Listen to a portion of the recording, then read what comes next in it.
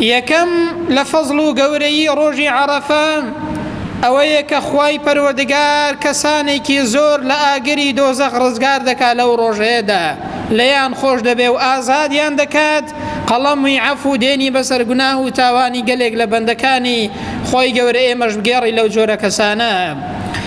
بۆیە پێغەمبەر دەفەرمێ صلی الله عليه وسلم: ما من يوم أكثر من أن يعتق الله فيه عبدا من النار من يوم عرفة.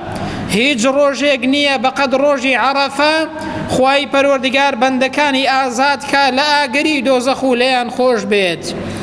و دەفەرمێ: وإنه ليدنو، خوای پەروەردگار لە خەڵک نزیک دەبێتەوە لەو ڕۆژەیەدا. ئەنجە ثم يباهي بهم الملائكة، خوای پەروەردگار شانازی بە بەندەکانیەوە دەکا لە لای مەلایکەتەکان.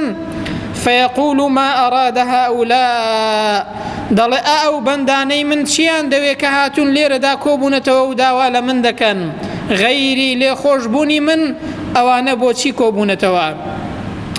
بۆیە ئیبن عەبدولبەڕ دەفەرمێ ئەوە بەڵگەیە لەسەر ئەوەی خوای پەروەردگار لەو جۆرە کەسانە لەو خەڵکەیە خۆش بووە لە ڕۆژی عەرەفەدا، بۆیە شانازیان پێوە دەکات، چونکە خوای پەروەردگار شانازی بە ئینسانی گوناهبار و تاوانبار و خراپکارەوە ناکات. خوای گەورە لە گەلێک لە بەندەکانی خۆش دەبێت لەو ڕۆژەیەدا، با ئێمەش ڕووی دڵمان بکەینە خوای پەروەردگار بۆ ئەوەی یەکێک بین لەو جۆرە کەسانەی کە خوای گەورە قەڵەمی عەفو دێنێ بەسەر گوناه و تاوانماندا و لێمان خۆش دەبێت. خوای گەورە بمانگەڕێ لەو جۆرە کەسانە.